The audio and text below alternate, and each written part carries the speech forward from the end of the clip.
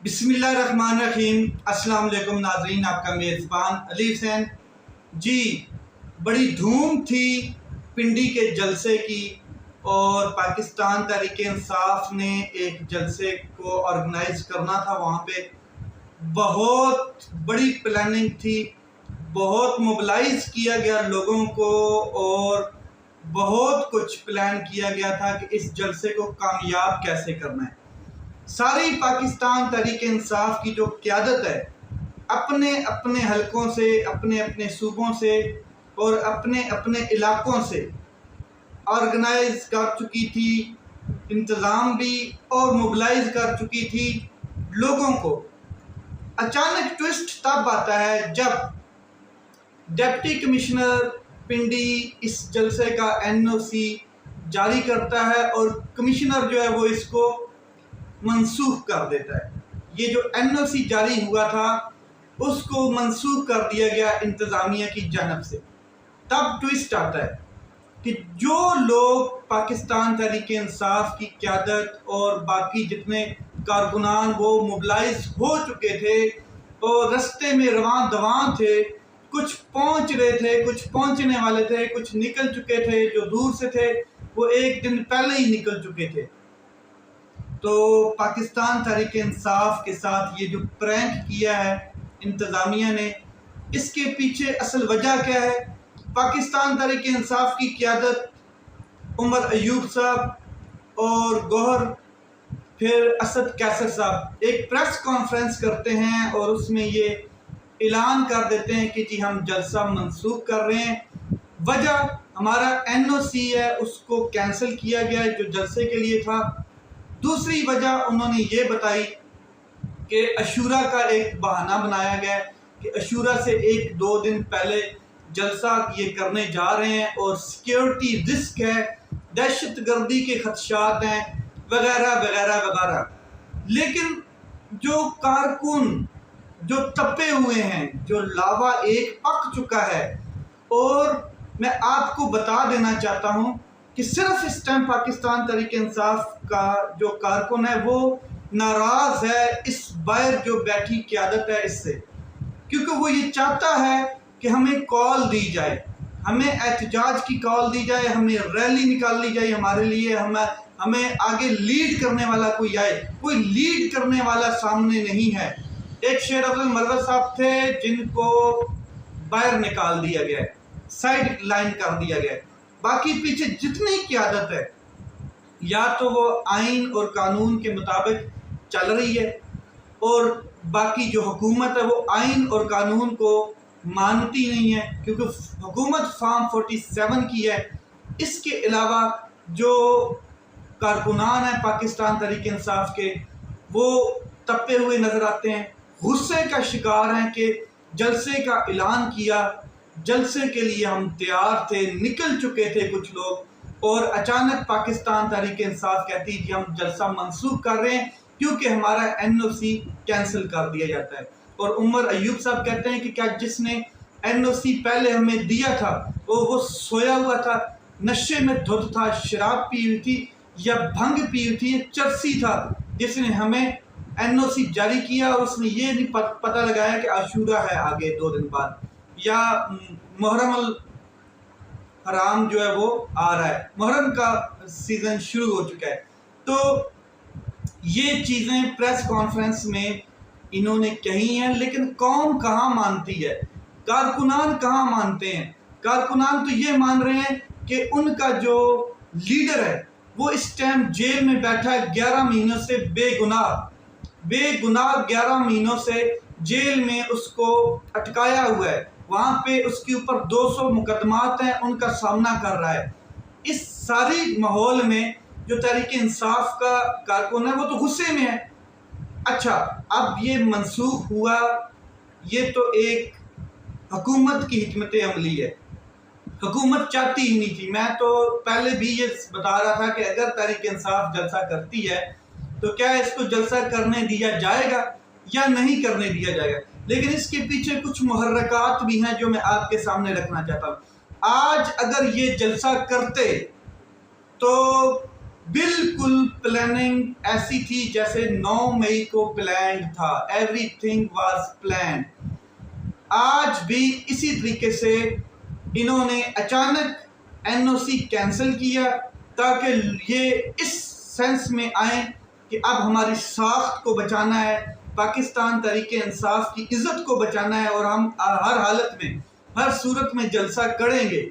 और अगर ये जलसा करते हैं तो फिर एनओसी तो कैंसिल है, फिर हम इनके ऊपर करेंगे क्रैकडाउन।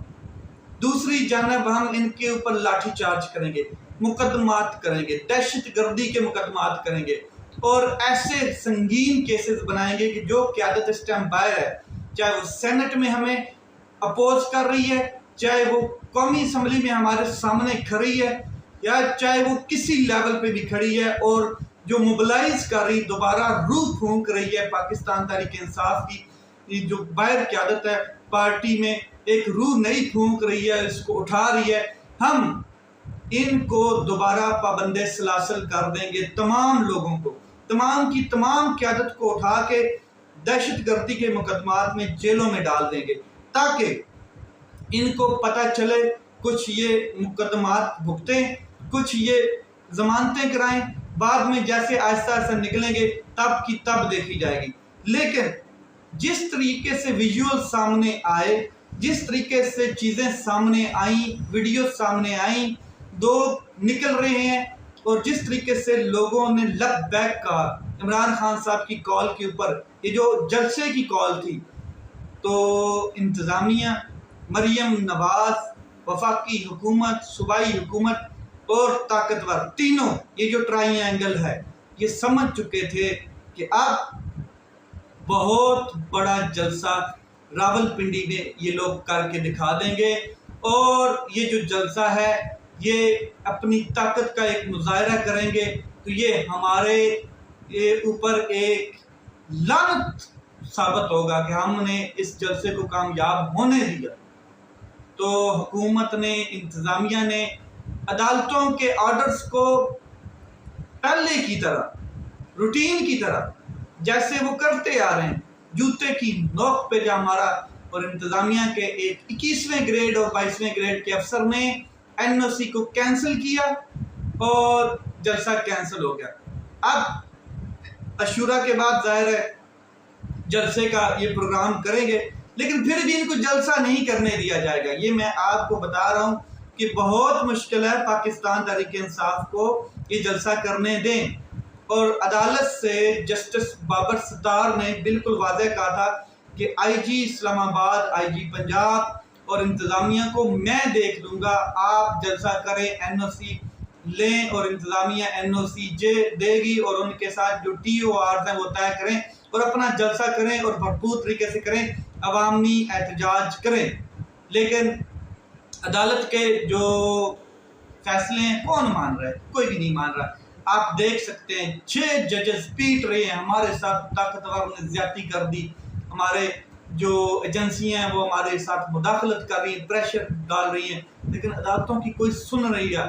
और एक चीफ जस्टिस साहब पाकिस्तान है, कबूतर की तरह आंखें बंद करके बैठे हैं कि जैसे बिल्ली चली गई है, बिल्ली खड़ी है, इंतजार कर रही है, चूहे खाई जा रही है, मगर कबूतर की तरह आंखें बंद हैं कि जी बिल्कुल आइन और कानून के मुताबिक पाकिस्तान चल रहा है, बिल्कुल ला कानूनियत है नहीं, हर तरफ खुशहाली है और हर तरफ दूध की और शहद की नहरें बह रही हैं, कानून ही कानून है, इंसाफ ही इंसाफ है। और जैसे कि चीफ जस्टिस कादी फायज ईसा साहब पेरिस में बैठे हैं, लंदन में बैठे हैं और कमाल हो रहा है। इस तरह की ये जो सुर्खियां हैं और ये जो मामलात हैं मीडिया पर दिखाए जा रहे हैं। अब बात करते हैं, महमूद खान अचकज़ई साहब कहते हैं कि औरतों, बच्चों, बूढ़ों के कपड़े उतारे जाते हैं और फिर आप इनसे तवक्को रखते हैं कि वो पाकिस्तान जिंदाबाद का नारा लगाएं। इस मुल्क पर खुदा न खासा किसी और मुल्क का कब्जा हो जाए तो वो भी ये सलूक करेंगे, फिर आप में और उनमें क्या फ़र्क रह जाएगा। आगे जो इमरान खान साहब ने एक ट्विस्ट डाला है वो बड़ा अहम है और इसकी जो पावर है वो हुकूमत को नाको नाक चलने चबवा देगी।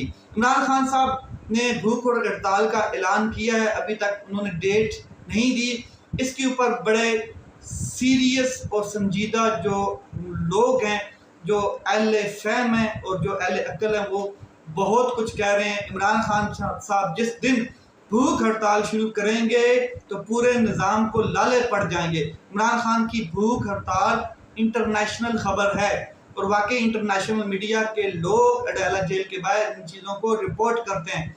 जेल में बैठा मकबूल तरीन शख्स जिस दिन भूख हड़ताल करेगा तो फिर हुकूमत के लिए नताइज बहुत ख़तरनाक हो जाएंगे।